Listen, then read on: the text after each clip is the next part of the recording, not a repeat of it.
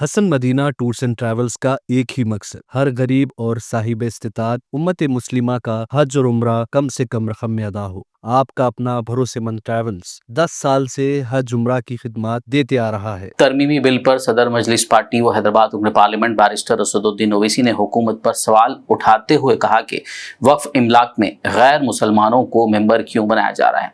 यह बिल वक्फ इमलाक को छीनने के लिए लाया जा रहा है। इसके अलावा उन्होंने इस बिल को गैर आईनी भी करार दिया। जो हमारे ऑनरेबल मेंबर्स ने भी कहा है जॉइंट वर्किंग कमेटी वक्फ के, मैं उससे एग्री करता हूं। एक बात आप समझिए कि ये वक्फ का जो बिल लाया जा रहा है ये सिर्फ और सिर्फ ना सिर्फ अनकॉन्स्टिट्यूशनल है, fundamental rights article 14, article 15, article 29 का ग्रेव वायलेशन है। ये वक्फ को बचाने के लिए नहीं है, वक्फ को मुसलमानों से छीनने के लिए, बर्बाद करने के लिए ये बिल लाया जा रहा है।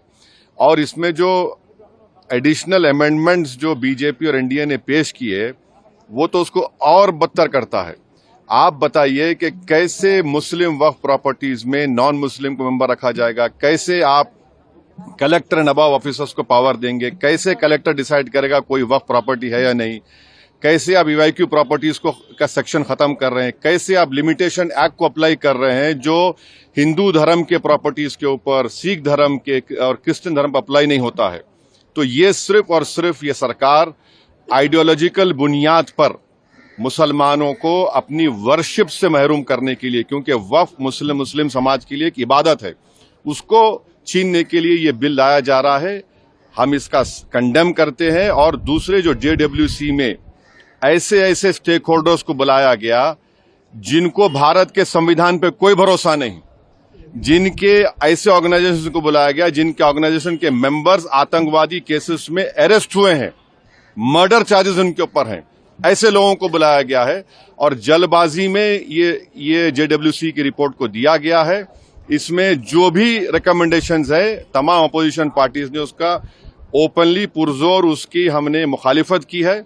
और आज स्पीकर साहब से हमने जो मुलाकात की थी, स्पीकर साहब के इंटरवेंशन के ऊपर जो डिसेंट रिपोर्ट्स अपोजिशन MPs के थे जिसको रिडैक्ट कर दिया गया था, उसमें से 70% रिडैक्टेड वर्जन को शामिल करने का स्पीकर साहब ने एश्योरेंस दिया है, जो आज होम मिनिस्टर ने भी उसको कहा है।